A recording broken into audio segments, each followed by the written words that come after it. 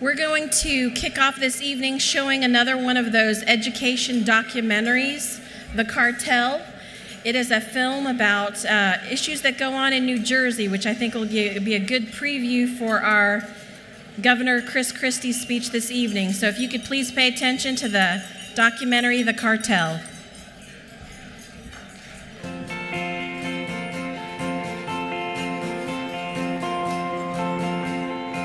It is a crime. It's not terrorism that's going to destroy America. It's urban public education if we don't do something about it. I don't know where the money's going. The equipment is destroyed. There's graffiti everywhere. The teacher tells the parent, oh, this is a good school. When I said, lady, your kid can't read or add 2 and 2. What do you mean it's a good school? Education is a business that has a monopoly. When you have a monopoly, you can do whatever you want. It is virtually impossible to fire a teacher. We had a teacher who didn't have good control over his temper and punched kids, slapped kids regularly. You take a stance and you're going to lose your job. They play dirty because there's so much money involved. In Newark, for example, we have, I think, well over 400 administrators making more than $100,000 a year. It's wasteful and needs to stop. I used to wonder not why parents weren't protesting, but why aren't parents lighting fires and breaking windows? It's not about doing something for the kids and having better schools. It's about getting elected. Corruption is out there. Rampant, pervasive, institutionalized. People should be in jail. You can't lose $1 billion and not be able to explain how you spent that money or where the money went. It's a sad saying, but they've been pimping our children for a very long time.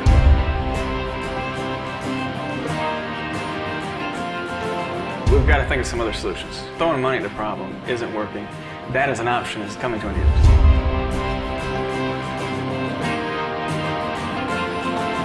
They give respect to these kids, and they show that they care about them. Kids in failing situations, dangerous situations, we need to give them immediate relief. Yeah, I have kids who have graduated with diplomas from Camden High and Woodrow Wilson who don't know how to read for 12 years. What did you do with that child? What did you do with the money? It's just like, you ever seen that movie, Lean on Me? Yeah. It's just like that. It's just like that, but before Joe Clark. Before the baseball bat. Yeah, yeah, exactly.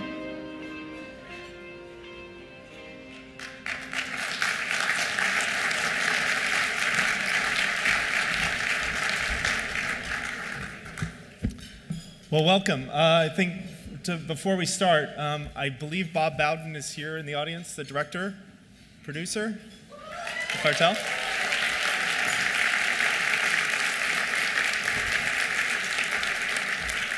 Great to have you with us in the year of the education documentary. A great piece of work. Be congratulated. Hi, I'm Gregory McGinity. I'm the managing director of the Eli and Edythe Broad Foundation in Los Angeles. We're a philanthropy that's invested more than $400 million over the last 10 years on efforts to try and transform public education in the United States.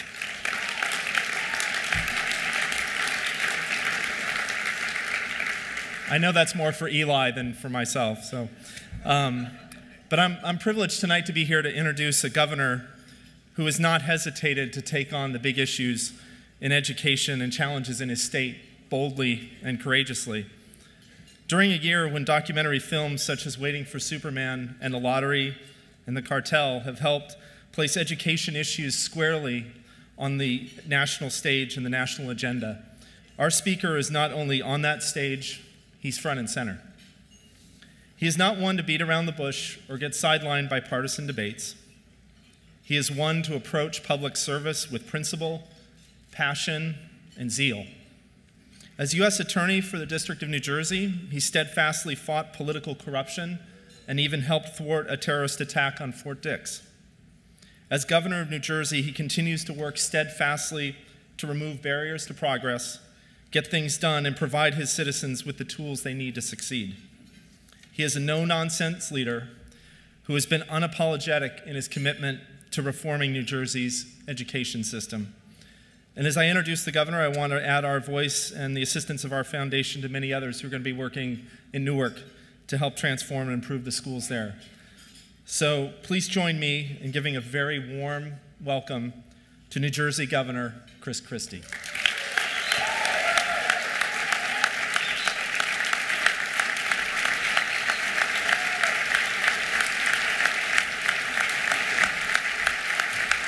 Thank you. Thank you very much. Thank you.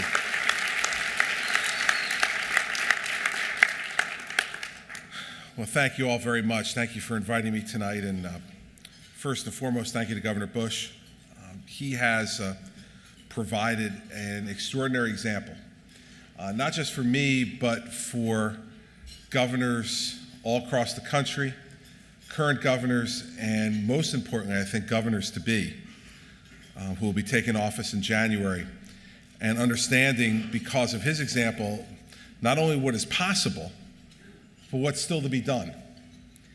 And his continued leadership through this foundation and this effort provides not only enormous intellectual resources to governors who need that support to fight this fight, but also can point to a model of success from his 8 years as governor of Florida. So I am honored when this invitation came in to accept it. Thank you, Governor.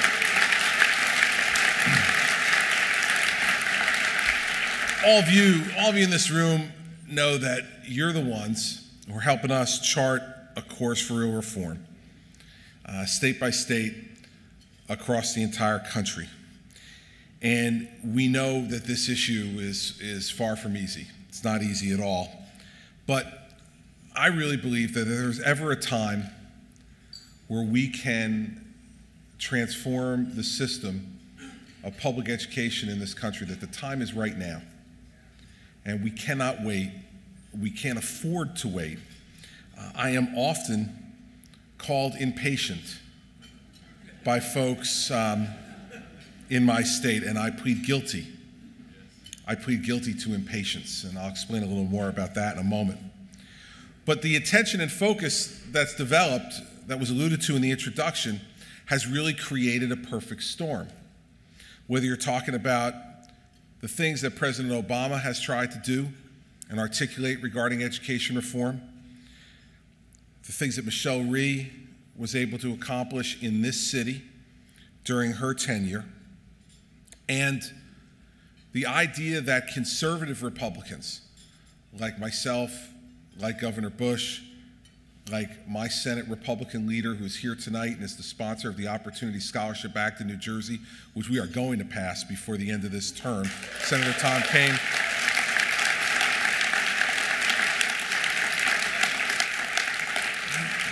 The idea that people that have that much of a divergence on the ideological spectrum can come together on this issue is what helps to create this moment. I've said over and over again in New Jersey that this is not a Democratic or Republican issue. It simply isn't. And in fact, I've said to those folks in the Democratic Party who represent some of the most ill-served children in our state, in their districts, with parents who over and over and over again vote for them, that their ignoring of this issue is unacceptable. It's unacceptable for folks like Tom Kane and I in New Jersey, who come from New Jersey suburbs where there is good public education. This is not a vote getter for us. It's not about politics. It's about caring for those people who are never going to vote for you. I think about 12 votes in Newark last year. You know, it's drive the political consultants crazy. Keep saying, I want to go back to Newark and talk about education. I'm like, Chris, you want to win? I mean, you know, be able to do something about it? But it's about a commitment to public education, because I'll tell you what I know. I know that I wouldn't be standing here today if it wasn't for the fact that my parents borrowed money from both of their mothers to put a down payment on a house in Livingston where Tom and I both grew up, to move me in 1967 out of the city of Newark and to a place where I could get a great public education. I wouldn't be standing here today if it wasn't for that. Because my parents could tell me, and my mother told me all the time, Christopher, if you work hard enough, you could be anything you want to be. She could say that with a clear conscience and with conviction because she knew I was getting a great education. And she knew that I had certain God-given talents that each and every one of us have. She could say with conviction for those reasons that it was now up to me. Can the children in the city of Newark, the city of Patterson, the city of Jersey City, the city of Trenton, and for God's sake, the city of Camden, can they say that? Those parents can. In the main, they cannot. And that is at the core of our failure. That those parents dream of the same things that my parents dreamed of for me, but because of a system that does not nurture those children, does not educate those children, does not draw out their potential for it to be exploited, for it to be developed. It is simply a system that is there to serve the adults, not to serve the children. Each and every day in those cities in my state and others, the worst schools are continuing to be allowed to operate without any effort systemically to fix them. It is time for us to stand up and demand that the teachers, the principals, and the administrators truly do what the teachers' union says they do every day, putting the children first. It's for the kids, you understand. Well, it's time for us to hold them to that test. If we don't do it, if we don't change what's happening in our mediocre and our poor performing schools, then we fail those children. And continuing to play the blame game and to make excuses, it only makes the adults feel better. It does nothing for the children. It is a civil rights issue as well. To me, it is the seminal civil rights issue of our time. Voting is no longer the seminal civil rights issue. Access to public accommodations is no longer the seminal civil rights issue. Go to the cities of our country, and certainly go to the cities of New Jersey, and what you will see is that it is our minority children in the main who are being denied opportunity. And they're being denied opportunity by the very people who claim politically, hypocritically, to be championing them and their cause. What's happening in New Jersey? We spend, on average, across the state, $18,000 per pupil per year, the highest per capita in America. In the city of Newark, we spend nearly $25,000 per pupil per year. Yet, 104,000 students are trapped in New Jersey today in 205 chronically failing schools. In 2009, 40% of New Jersey's African American students and 32% of our Hispanic students were unable to meet any basic standards on the national test. 40% of African Americans, 32% of Hispanics. In 2009, nearly 30% of all 8th graders in New Jersey, not just our urban challenged children, but of all 8th grade students in New Jersey, lacked basic math skills, 30% in 2009.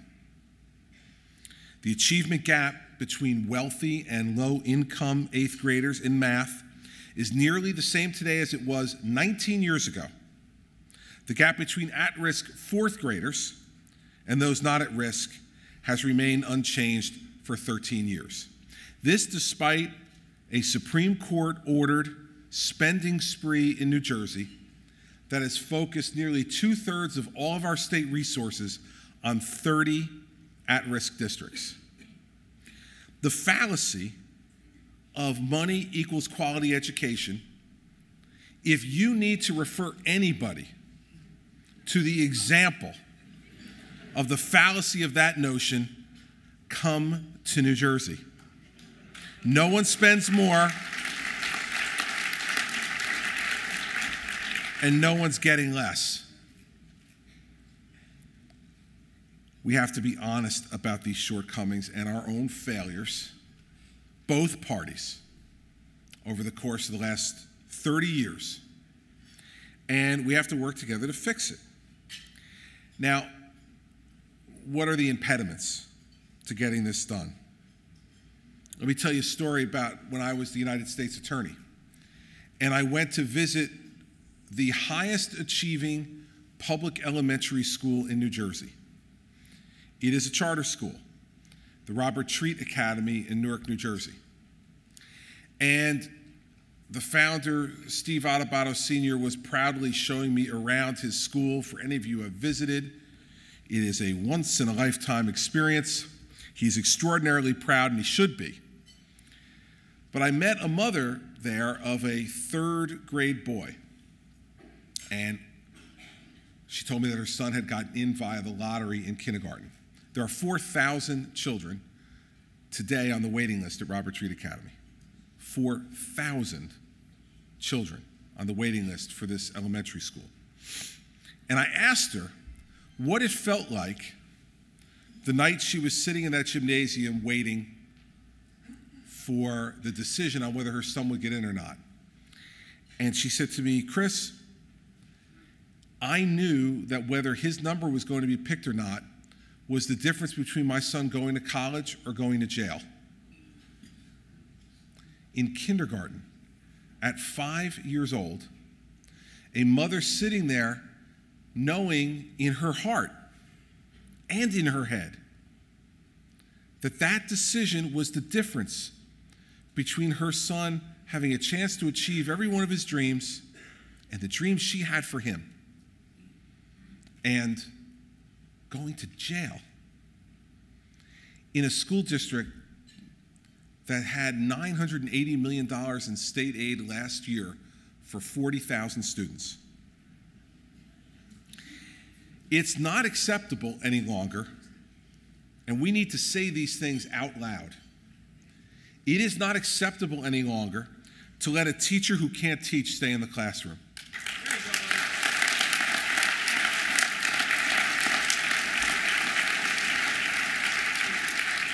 Wouldn't you just love it if in these 205 chronically failing schools in New Jersey, that when they have back to school night, that they actually told you the truth, right? I mean, you all been to back to school night. I have 4 children between 7 and 17. About 8 or 9 weeks ago, we had back to school night. And of course, our 4 children are in 3 different schools, and they all schedule back to school night on the same night. This is something we really have to fix. These other issues are big, but wreaked havoc on my schedule and my wife's schedule that night. But we ran all 3 of those schools. Now, our youngest is Bridget. She's in 2nd grade. She's 7 years old. Now, imagine if Bridget was one of those chronically failing schools, and we went to back to school night, and they actually told you the truth. Here's what it would look like, in my view. Principal would walk into the classroom and say, parents, good evening. I'm the principal, and I want to welcome you to back to school night. Your teacher this year is Mrs. Smith. Mrs. Smith is an awful teacher. Really, seriously, by any measure, she's not good. Her students underachieve consistently on testing. They don't like coming to her class. She doesn't really care. She's using the same lesson plans that she used 15 years ago. And no matter what we've tried to do to encourage her to get more training, to change her attitude, she simply refuses to do it. Now, our problem is that because of this union contract that we have in our district, we can't fire her or do anything to her. So, as much as we've tried, we just have concluded that we're not going to change her. Have a great year.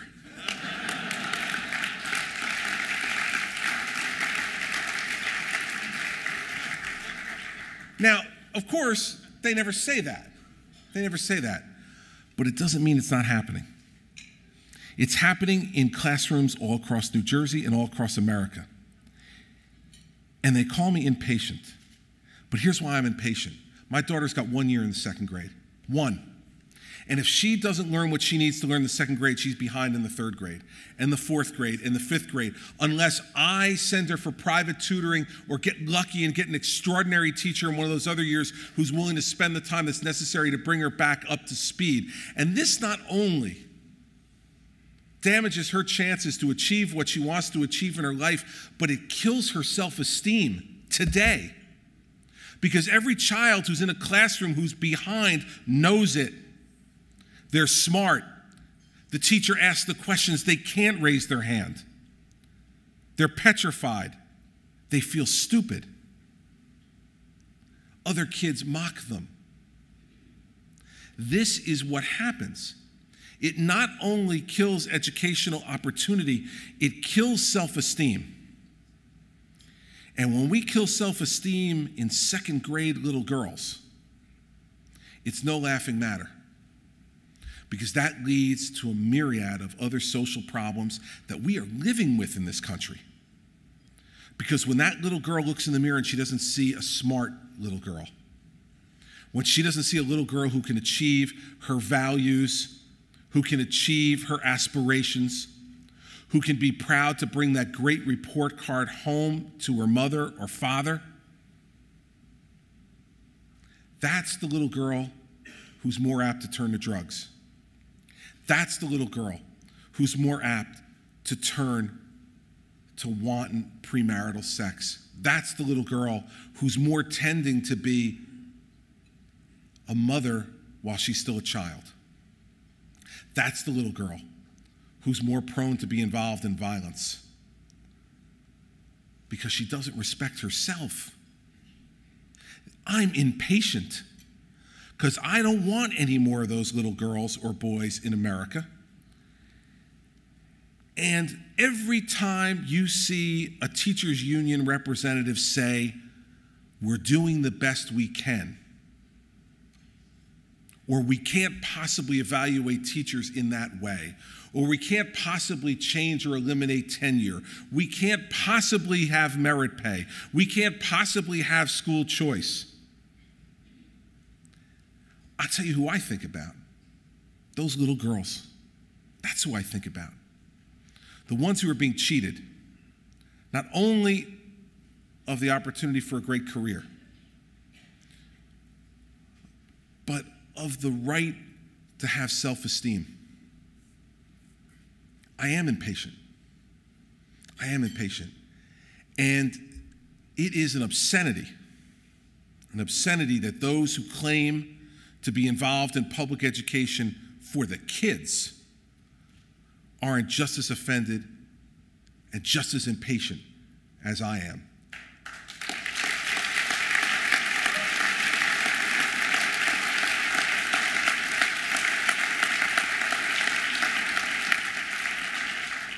Our children can no longer afford to bear the consequences of that kind of conduct. We can no longer afford the consequences of propping up an antiquated, ineffective model that promotes failing schools. And that's what we're doing. We know that when we give children the opportunity to get out of a failing school and into a different environment, the results are better scores, higher achievement, better education, greater self-esteem, and a better future. Charter schools were never meant to be the solution to the problems of public education. What they were meant to be was unencumbered laboratories for innovation and experimentation, and then gauging success, and then taking that model and applying it to the broader public school system. That's what charter schools were meant to be. We've done some of the first part and none of the last part. But what's happening in charter schools in New Jersey, for instance? 70% of New Jersey's charter schools, our charter high schools, had a higher 2009 graduation rate than their local district average. This is not an argument for more charter schools in and of itself. It is an argument for applying the lessons that those charter schools are learning to get that achievement to the broader public school system. But that, of course, means tearing up the union contracts. That's what it means.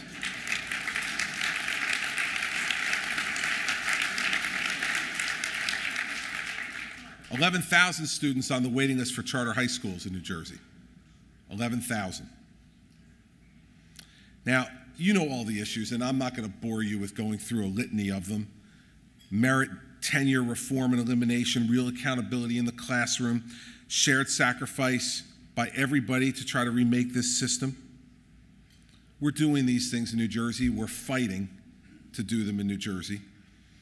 And whether it's expanding parental choice, trying to make sure that you reform the leaders of our educational system, superintendents and principals who seem at times to care more about how much they're making than how much they're achieving. And in New Jersey, pinball from district to district to get higher and higher salaries. And crazy school districts in New Jersey, especially our suburban ones, who believe the more they pay their superintendent, the more valuable their district must be. This conspiracy among the superintendents is extraordinary, and you're watching it play out in New Jersey right now because we've imposed a cap on superintendent pay. Yeah. Now, being a superintendent of schools is a hard job. When it's done well, it's particularly hard. But I'll tell you this, it's no harder than my job. Now, I make $175,000 a year. So I said, how about this? You don't make any more than me.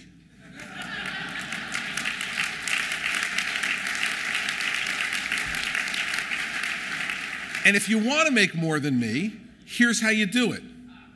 You're eligible up to a 20% bonus on top of that for objectively measured accomplishment by the students in your district. You achieve, I'll pay you. Showing up for work is not a good enough excuse to get more and more money. Now think about this. 70% of the superintendents in New Jersey make more money than the governor.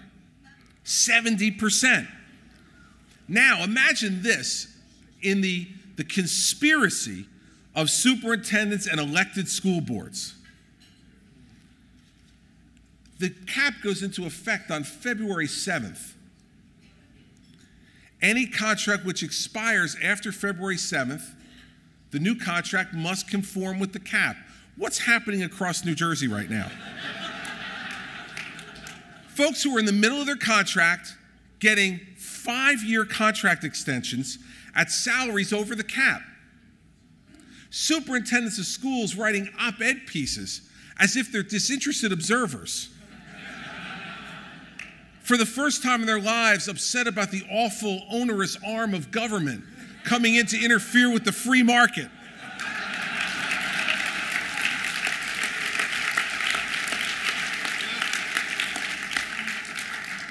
Imagine this. I am being sued today by a school board who wants to give their superintendent a salary higher than the cap and is spending taxpayer money to sue the governor and the commissioner of education to get the higher salary for their superintendent, despite the fact that dozens of citizens showed up at the school board meeting to protest it. This is Dr. Leroy Seitz in Parsippany, New Jersey, who I have now crowned the new poster boy of greed and arrogance in public education in New Jersey.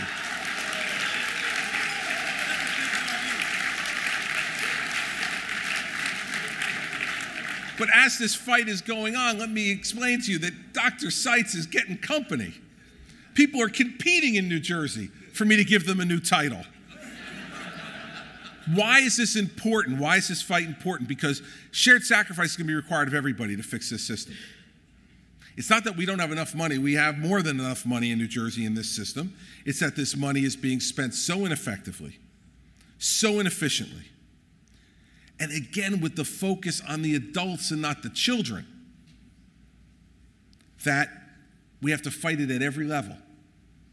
So if you're going to talk about the teachers union, and I know what you're here for, so don't worry, I'll get to it. If you're going to talk about the teachers union, you got to talk about the administrators also, who are failing in leadership, who are being overpaid for that failure, and who need now to have the good ones stand up and say, I will be part of the sacrifice in order to repair this system and make it better for the children who we're supposed to be serving and their families who are paying the bills.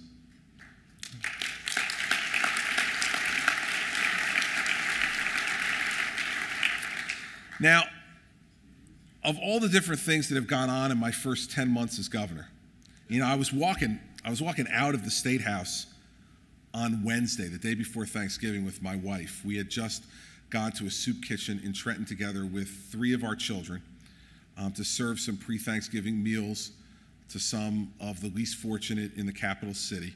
And we went back to the State House afterwards, and we were walking out. To leave the State House, you know, they walked me out this kind of side door through a basement and walking down this long ramp to get to the bottom. And I was walking down, and my wife said to me, so this is the way you go every day? And I said, yeah.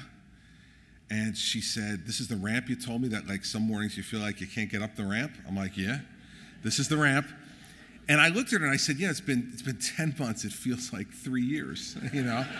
And I think it's the nature of the governorship in New Jersey, great authority and great responsibility. But as I was walking out with her, we had talked about some of the kids we had met that day in the soup kitchen, kids who were public school kids in Trenton who were being grossly failed by that educational system. And it made me think on the way home about all the things that you're thankful for in life on the day before Thanksgiving, and how much of a responsibility we have to fight this fight, that I can't afford to be tired and I can't afford to be discouraged, that people didn't hire me because of my charm and good looks. They hired me because they know our state's a mess, and they wanted somebody who they hoped, thought, trusted would have the backbone to actually do something about it. So when you become governor of New Jersey, you go to the State House for the first time as governor, and you drive down State Street in Trenton, as some of you have been there. And State Street in Trenton is a historic old street lined with cobblestone and small little brick front and stone front old homes that have now been converted into lobbyist offices. And not exactly Shangri-La. But what strikes you when you go down State Street for the first time as governor is that there are all these very small buildings, except for 2. The State House, the second oldest continuously operating state house in America. And right across the street, the palace built by the New Jersey Education Association.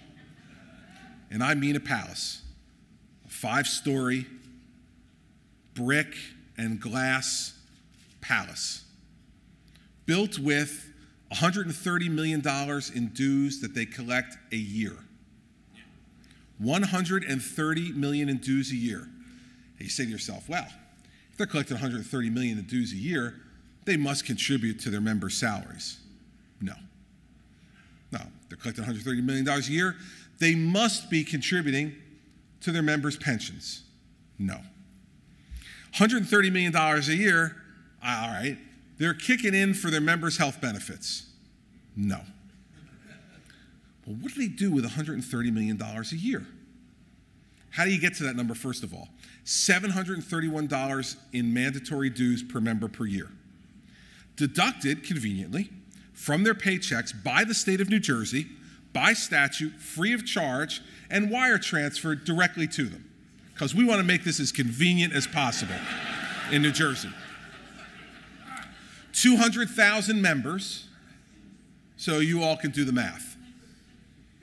Now, also by statute in New Jersey, do you have to be a member of the teachers union if you are a public school employee? That is incorrect. I'm sorry. I'm sorry to call you out here in the speech, but that is an incorrect answer. You do not have to be. You can opt out. But if you opt out, you must pay 85% of $731 to be out. By statute, 85% of the dues must be paid by someone who wants out. Now, for people of my generation, Governor Bush's generation, this is like the Hotel California. You can check out anytime you like, but you can never leave.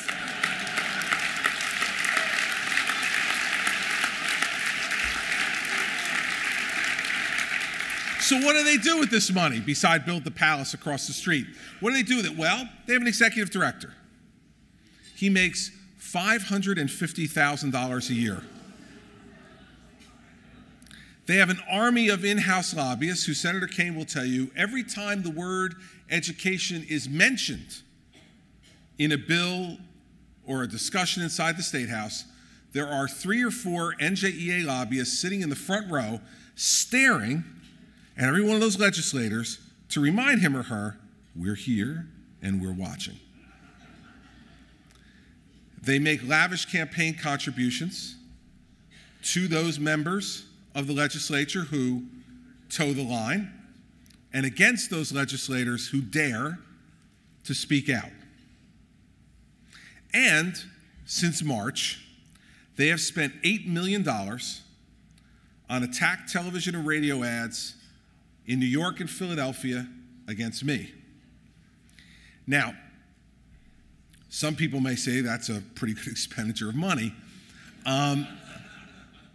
but I think they need to get a refund, because in that time from March to today, my approval ratings have gone from 42% to 55%.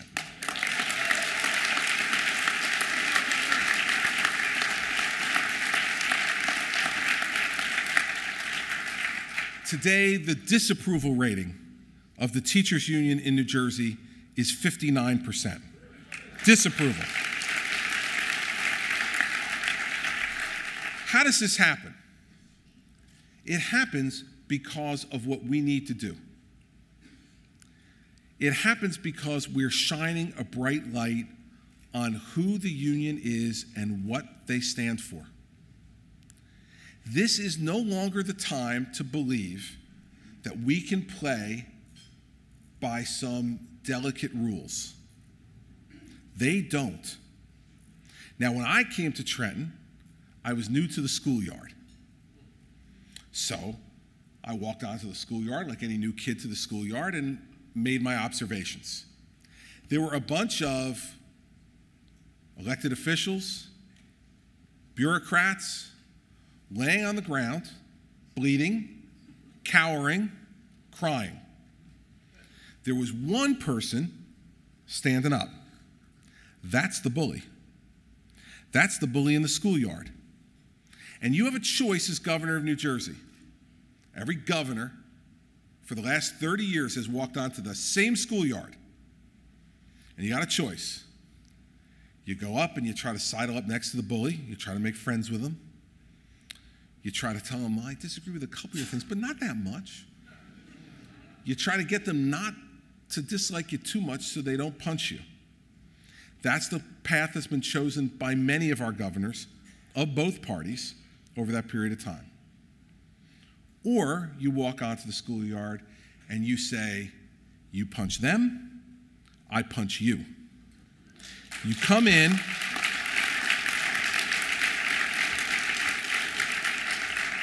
and you say, you protect lousy teachers, I'm going to tell the public about it. You come in and you say, You're getting 4 and 5% salary increases every year in a 0% inflation world. I'm telling people about it. In New Jersey, the teachers union demands free health benefits from the day a teacher is hired for her or him and their family until the day they die. And they get it at the expense of the state of New Jersey. And you tell people about it. Because as I've traveled around my state over the last 10 months, you'd be amazed how many people don't know. They want to know, why does it cost this much money, Governor, for this education? And I say, I got one answer for you. NJEA. That's why it costs so much money for it. And it doesn't do anything for the kids. They'll tell you it's for the kids. It is for the kids. That's their slogan. It's for the kids. Well, let's go back to Bridget, my second grader. Here's what you have to believe if you believe that. Say Bridget comes home from that first marking period, and she hands me her report card a little sheepishly. And I open it up, it's not good. I say, Bridget, honey, what happened here? You're smarter than this. What happened? Dad, I can't concentrate. I can't focus. Oh, honey, you can't concentrate. Why not? I heard that you're not giving Mrs. Smith her 5% raise this year. And you're not giving her free health benefits. Dad, I can't focus. If you would just give her her 5% raise and her free health benefits for her whole life, I swear I would get all A's. Dad, stop the madness. Stop the madness. Now listen, you all laugh, right? This is the crap I listen to in New Jersey. This is the argument they make every day, that when I asked them during a time of unprecedented fiscal crisis in the last year to take a pay freeze for a year and to contribute 1.5% of their salary to their health benefits. For the average teacher, this would mean $750 a year for full family medical, dental, and vision coverage. The NJEA called that the greatest assault on public education in the history of New Jersey. I tell you these stories for two reasons. One, I want to elicit your sympathy. First, be really clear about that. I want to elicit your sympathy. But secondly, I tell you that so that you understand what we are up against. We are up against people who are playing out of yesterday's playbook. We are up against people who believe that people still believe this garbage. We are up against people who think if I just say it's for the kids and I put nice TV commercials and mail pieces on showing perfectly lovely and wonderful teachers, that parents will be the dopes that we are and just say, oh, all right, it's for the kids, let's pay it. Let's not fight. I don't want to anger my teacher. I see her in town. I don't want to get, I got to go in for the conference. I don't want to be mad at me. You know, when we tried to fight against the school budgets this year, and we vote on every school budget in New Jersey, district by district, the traditional over the last 10 years passage rate has been 74%. New Jerseyans are very generous. 74% average pass rate. This year we said, you don't take the pay freeze, you don't take the contribution to your health benefits, we're going to urge the people in your town to vote no on the budget. Now, I did this in the way that I normally do things, and Tom will tell you this. Someone asked me a question in a press conference, well, if they don't take the pay freeze and the benefit, then what do you suggest voters do, Governor? This was 2 weeks before the school board elections. I said, well, I don't know, if I were them, I'd vote against the budget. I went back to my office after that press conference, which was in Princeton, and Governor Bush will tell you this. When your chief of staff is waiting for you in your office, this is never good. And I have a very reserved, very bright, very soft-spoken chief of staff. And I walked in, he said, so, how'd the press conference go? And I said, oh, it went great. He said to me, so I hear we're against the school budgets. And I said, yes. And he said, you know that the last 10 years they've passed at a 74% rate. I said, I am aware. And he said, maybe this is something we might have benefited from batting around a little bit before we decided to do this. I said, well, it just made sense to me. So, sympathy for me, empathy for him. And I said, well, we better go out and win. So we went out and we told people these facts. And we said to the unemployed carpenter and electrician and plumber and pipe fitter, the person in middle management who lost their job to corporate downsizing, to the folks who had their hours cut back at their business, to the folks who hadn't gotten a raise in 5 years, we said, listen, we value teachers. The great ones should be carried on our shoulders every day to school. We should pay them what they deserve and more because they care about our kids and they're doing a great job. But we're tired of paying for mediocrity, and we're tired of paying just because someone fogs up the mirror every year. Okay? We're tired of paying for that. And so, here's what we have to do. If they're not willing to be part of the shared sacrifice, vote no on the school budget. Now, the night of the school elections, they don't cover these babies on TV. And so my wife and I are sitting in our living room with the laptop, and she looks at me as the returns start to come in, and she says, you know, buddy, this could be like the shortest tenure as governor in a long time. It's like 3 months in, you know, you could wind up being dead meat in about an hour. I said, well, let's see what's going to happen.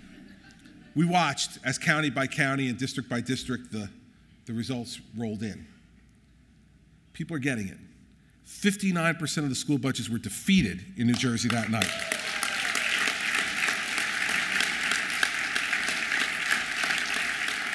The highest number in the history of the state. We are right. We are right. And the public knows it. It is time for us to not worry about how clever our arguments need to be. Of course we need to strategize politically. Of course we need to be smart. But we should never forget the fact that we are right. And the power of this issue is that we are right to the suburban mother like my mom, who wanted their child to be everything that he could possibly be and told them all you have to do is work hard. We are right to the single African-American mother in Newark who was afraid that her child would go to jail if he didn't get into the charter school. We are right to the Hispanic immigrant who comes to this country looking for something better for his children and believes that America's education system is going to provide it to his kids. We are right for the teachers who know lousy teachers when they see them, who break their backs every day to be good and better, and who watch in silent horror, silence enforced by a union that cares only about political muscle and influence and discipline of their members. Watch in silence as they get paid the same amount as the lousy, failing teacher down the hall. We are right for those people too, and they know it. And they may not put a bumper sticker on their car, and you bet they're not hanging my picture in their classroom. But they're the ones who come up to me at the soccer field and at the supermarket and at the shoe store and the deli and come up to me close and they whisper, I'm a teacher and I'm with you.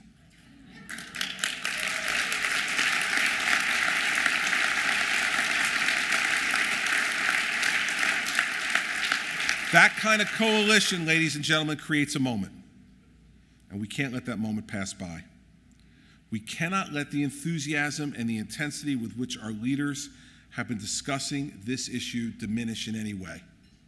Our children need us to remember that they are the future of our public, and they need us to remember that the media's attention, which is on this issue right now, can be fleeting. Our children need us to remember the generosity of folks like Mark Zuckerberg of Facebook, who in my state, at 26 years old, decided that he wanted to help transform the school system for the future of the kids in Newark, and by dozens of other people, many of whom are in this room, who believe that their lives and their fortunes are worth investing in this issue. We have to remind our children that those folks are with them. Our children need us to remember that bipartisanship can work when it's focused on results for them and not for us. Our children need us to remember that those of us in charge can't back down from the status quo because its roots are deep and the special interests are entrenched, and backing down only emboldens them. The old way no longer works, and every day that passes has a real and unacceptable consequence for not only our kids, but for future generations of children. And now we have to engage in the fight. And each of us has to take up our individual role, whatever it is, because failure cannot be an option here. It simply can't. I'd rather lose an election, I'd rather lose my career than look back and realize that I didn't do enough for the future lives of the children of my state. Now, listen,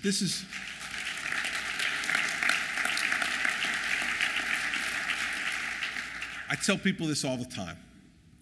I'm getting the oil portrait in the State House. Like, that's done. I won once, so I'm getting the big oil painting. Like, when I walk out to do my press conference, I see Tom's father all the time. He's got the oil painting, right? And I see all the other recent governors. They got the oil paintings. All we're arguing over now is the little brass plaque at the bottom, right? Does it say 4 years or 8 years? That's all that's left. So here's the thing. When I bring my grandchildren back to the State House and I show them that painting, because I want to prove to them, yeah, your crazy grandfather really was governor. They're not going to believe it, you know that. My own children don't believe it at the moment. When I show them that painting, they're going to ask me, I hope, what did you do, Grandpa? What did you do?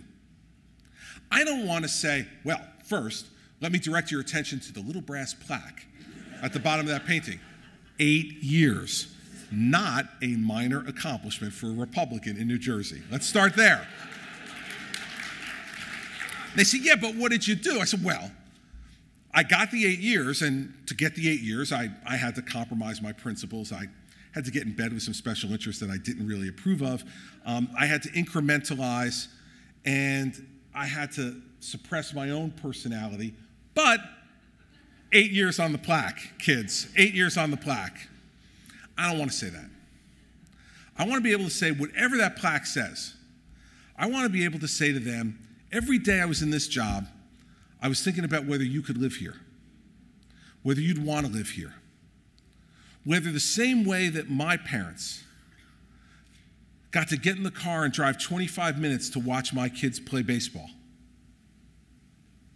the same way they got to get in the car and drive 25 minutes to go to that Christmas concert or that spring play. The same way they got to get in the car and drive 25 minutes to go to that little birthday party that you have around the kitchen table, where they got to take the dozen pictures of the kids blowing out the candles. That's what I want. My parents had it. I want it. I don't want to get on an airplane to go see my grandchildren. I want them to be in New Jersey. I am one of the most blessed people in the world because I get a chance to make that happen. I don't have to leave it to fate or chance. I get a chance to make it happen. So whatever that plaque says underneath it, I want them to say that that's what I was focused on every day, not just for me, but for them, for their friends, for the other children in New Jersey who wanted the same thing themselves, that wanted to achieve every one of the dreams and aspirations that they had, and wanted to believe that when their parents said to them, you can be anything you want to be, as long as you work hard enough, that it came true. So that's not only up to me, It's up to all of us. We have to stand together. This is the fight worth having. We just have to have the courage to do it. We have to have the courage to care more about children than we care about adults. We have to have the courage to stand up to those people who say it's not possible. We have to have the courage to not care about how we'll be judged in the short term, but to care only about how our children will judge us, because they will. Every generation judges their parents. Governor Bush's father was a member of the generation we called the greatest generation. He got to make a judgment of what his father was willing to do at a moment when our country was at grave risk. And it set up for him, I suspect, an extraordinarily high standard of what was expected of us because of the example they set, because of the covenant they kept to leave this place better for their children than it was left for them. We will be judged too. And what will they say of us? Will they say at this moment of maximum crisis in America's educational system that we buried our heads in the sand, that we assuaged ourselves with excuses and our creature comforts, that we said the problems are too big and too complex, I cannot make a difference, someone else will have to solve it? Or will our children say of us, they stood up, they took risk, they were counted, they put their money and their effort and their heart where their mouth was, they kept that greatest American covenant to leave this place better for our children than it was left for us? If that does not motivate us, then we have failed as Americans, and we have failed as human beings. We cannot accept that failure. I will not accept that failure for me, and I will challenge every one of you and everyone I can speak to not to accept that failure either. This is our moment. It is time to seize it so we can keep that covenant. Thank you all very much.